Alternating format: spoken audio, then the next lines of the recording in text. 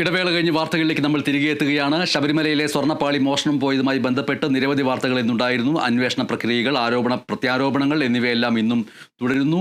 ആ വാർത്തകളുടെ തുടർച്ചയിലേക്ക് നമ്മൾ പോവുകയാണ്. 1998 മുതൽ ഇതുവരെയുള്ള ദേവസ്വം ബോർഡിൻ്റെ ഏത് കാര്യവും പ്രത്യേക അന്വേഷണ സംഘം അന്വേഷിക്കട്ടെ എന്നും അതാണ് തങ്ങളുടെ നിലപാട് എന്നുമാണ് തിരുവിതാംകൂർ ദേവസ്വം ബോർഡിൻ്റെ പ്രസിഡന്റ് PS പ്രശാന്ത് ഇന്ന് പറഞ്ഞത്.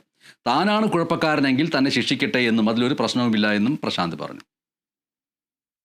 98 മുതലാവട്ടെ, 98 മുതൽ ഇതുവരെയുള്ള ഞാൻ അന്നും ഇന്നും എൻ്റെ നിലപാട് സുവ്യക്തമാണ്. എൻ്റെ നിലപാടായാലും സർക്കാരിൻ്റെ നിലപാടായാലും സുവ്യക്തമാണ്.